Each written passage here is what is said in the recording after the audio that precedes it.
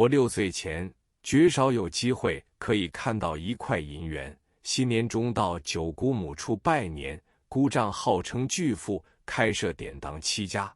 姑母见到我非常高兴，给我1块钱作为拜年钱。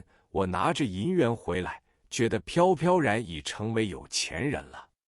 我拿到的那块钱，又由我姑母剪了一个红纸喜字，牢牢地贴在上面。我明知这1块钱可以兑到100多枚铜元使用，但这是我最初得到的财富，无论如何不肯兑换，常常放在袋中玩弄不已，有时还拿出来炫耀于人，自鸣得意。我的家庭环境在幼年时代是上海县城内的世家。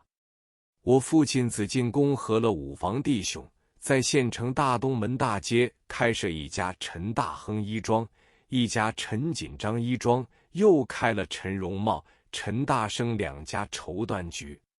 早年租界尚未十分繁荣，上海的县城以大东门为第1条马路，最大的商店是裘天宝银楼、祥大布庄、成宇新茶站等。我们的店铺除陈大生绸缎局开设在大东门外，其余都开在大东门内。当时上海城里的商业大机构大致是如此而已。我的叔父常常夸耀我们家的财富，他说：“郭半城，朱一角，陈家2头摸。”意思是说，姓郭的地产占到半个城，姓朱的占1只脚，姓陈的家宅与店铺由城内开到城外，两面可以摸到钱财。那时我们沾沾自喜，自以为了不起。其实这个时期，我家已濒临破产边缘，叔父还蒙在鼓里。我那时年纪小，更不知道。我们绸缎局的总店除了铺面之外，里面还有很大的住宅，占地约2亩半。我就是出生在这里。我有同胞兄弟3人，大哥程奇，小名阿星，我名程元，小名阿元。弟弟其实还没有出世，只有我常常在绸缎铺中玩耍。我和店中一个姓张的学徒最为相得。一天，我口袋里揣着1块钱，抓在手中反复把玩，对他不时卖弄。那学徒看得呆了，因为他没有工资，每月只领月归钱小洋2角。这种月归钱是包括学徒洗浴理发以及购置鞋袜之用。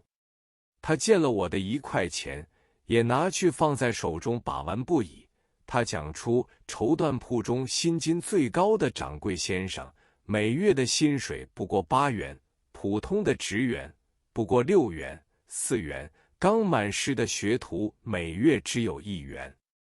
你拜1个年就拿到1块钱，真令人艳羡，你要好好的保存起来。我听了他的话，隐隐然流露出一种骄傲的姿态。姓张的学徒有些看不上眼，就反唇相讥地说：“小开，你不要得意，我满师之后努力做事也会发达，到时我的钱一定比你多，而且要买1辆包车，即4架2轮人力车。那时节我高高的坐在包车上。你这种小开没有一些用处，可能已做乞丐，只能帮我推车，向我伸手要一个铜板呢。”我听了他的话，气得了不得，但是他这几句话却深深地印在我心坎上，知道一个人没有本领，将来是会成为乞丐的。所以要赚1块钱，也不知道要流几多汗血。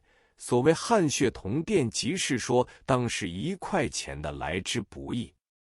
这个张姓的学徒名荣初，果然在30年后开了2家织布厂，又和刘鸿生合设张华呢绒厂，是国产呢绒第1家，成为上海有数的大实业家。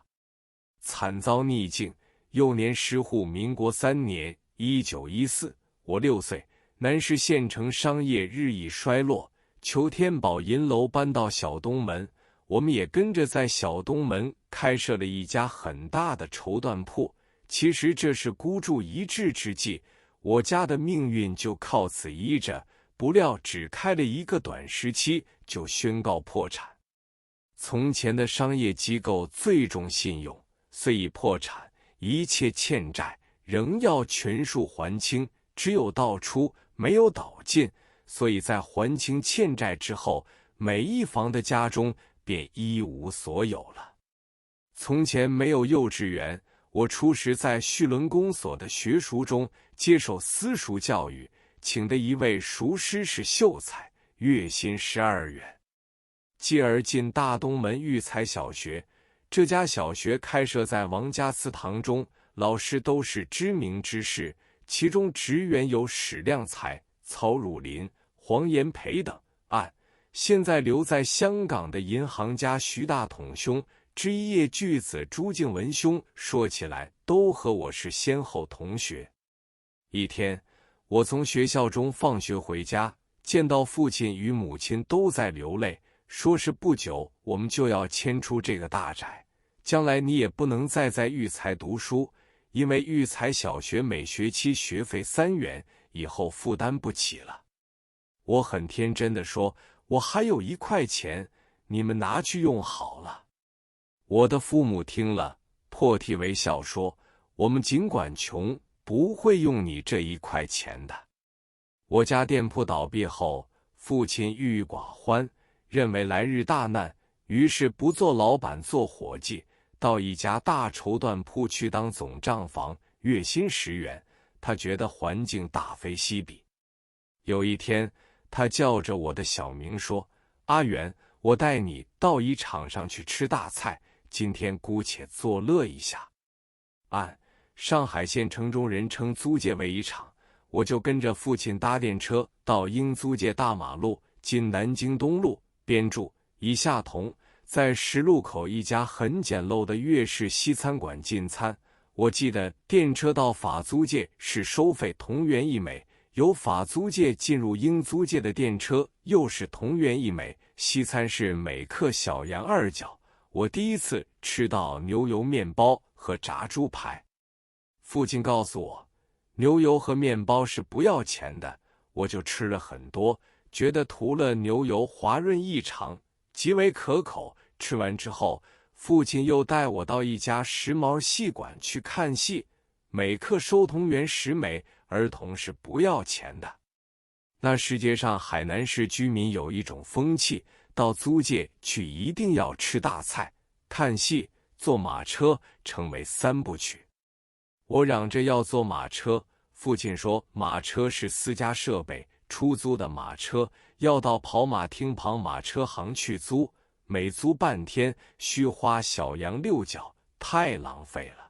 于是仍然坐电车回家。